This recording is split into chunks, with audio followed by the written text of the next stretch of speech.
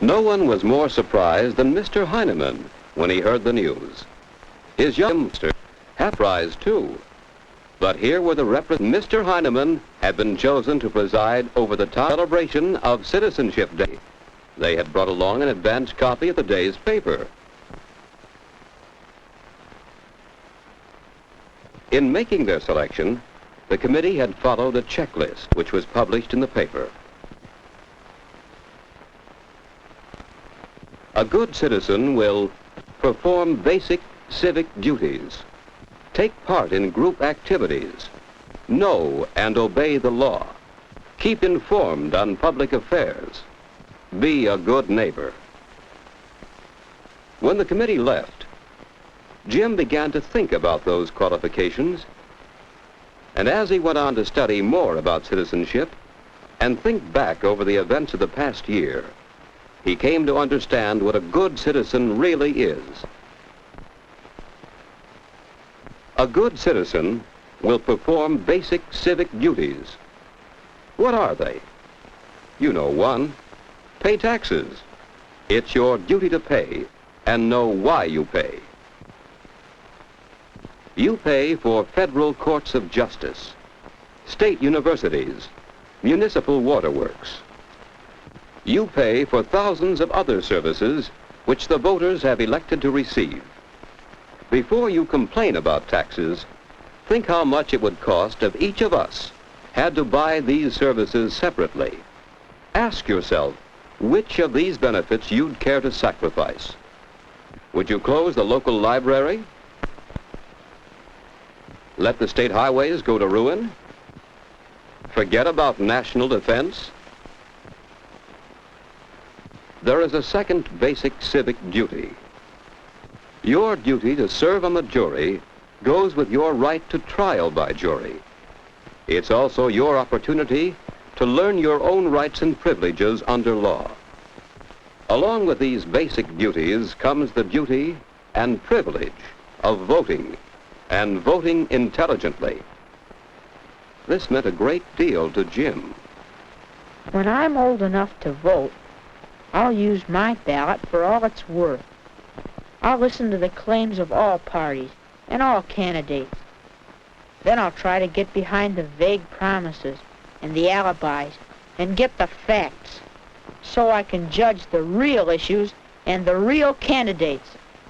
And I'll be willing to get out and work for good candidates.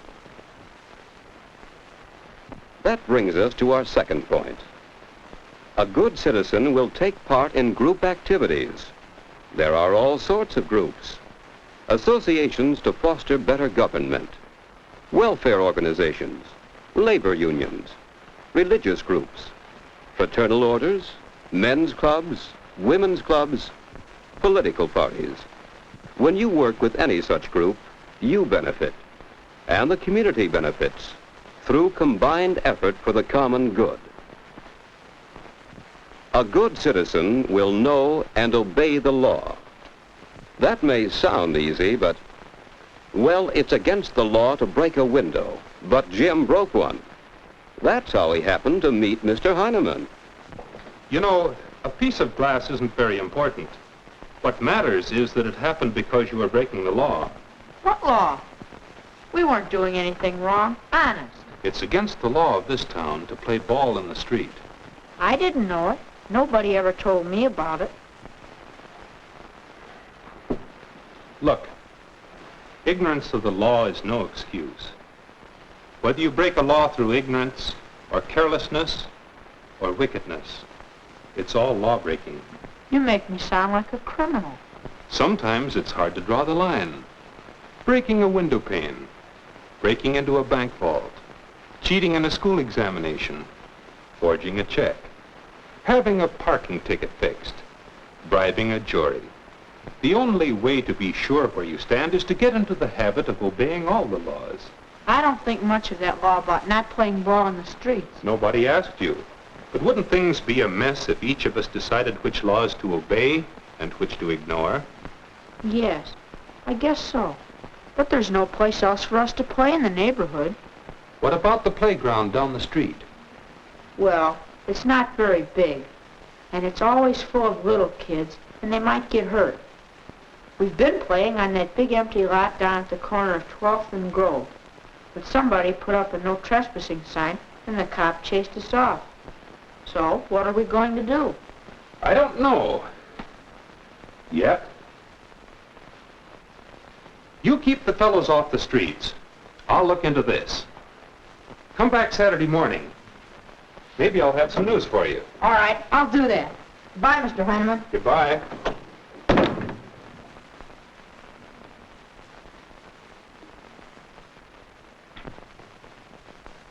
Say, that's a neat job you're doing. All the fellas chipped in to buy the glass.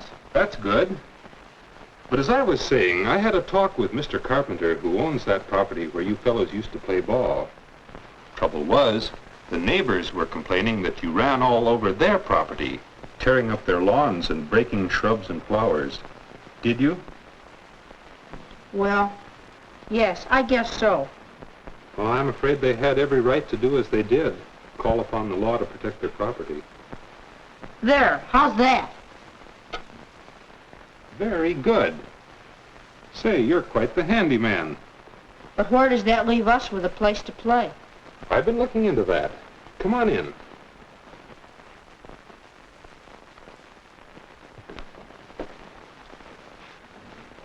I've talked it over with some people, town officers, school officials, members of the park board. Look here. Here's the playground where the little kids play. Originally, the town owned all this property, which was to be made into a big playground. What happened? Oh, some shrewd operator moved in and bought the property. Because the citizens weren't alert to what was going on, he persuaded the town that it needed his money more than it needed land. And now everything else is built up. That's right. All but the Carpenter property. And that's where they won't let us play. No. But if the town were to buy the land and build a good high fence around it... Yeah, sure. That ought to do it. But the town doesn't have any money.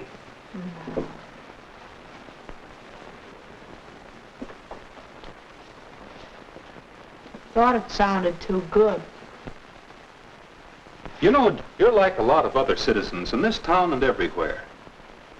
You haven't taken the trouble to inform yourself about how democratic government operates. What's that got to do with it?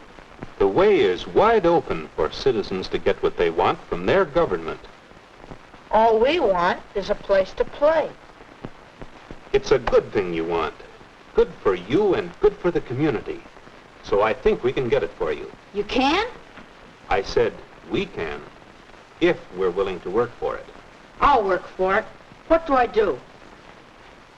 So we can have our playing field. See this petition? We have to get signatures so they can hold a referendum at the next town election. Gee, that's great. Therefore, be it resolved that this organization go on record as favoring the proposal to float a bond issue to provide a playground. And for a few more pennies on your tax bill, your children will have a safe place to play. You will vote on our side, won't you, Mrs. Stein? Why, yes, I will. Well, what I don't understand is why you're going to all this trouble. You don't have any children. Why should you worry? You might say that I want to get the kids off the streets so that I don't have any broken windows. Or you might say that I'm just a busybody with nothing better to do than work for the good of our community.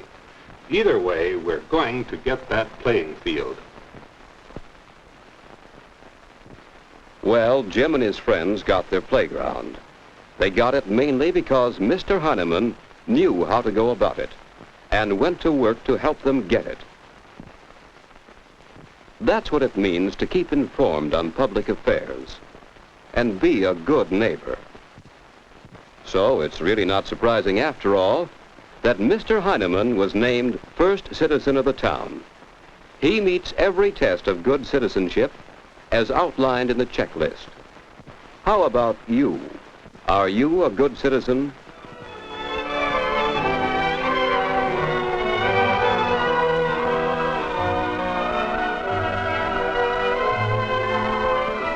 You see, Jim, citizenship carries with it many rights and many duties. The rights follow the duties and are dependent upon them. Don't be a part-time citizen thinking only of your rights. If you neglect your duty, you may forfeit your right. Think it over.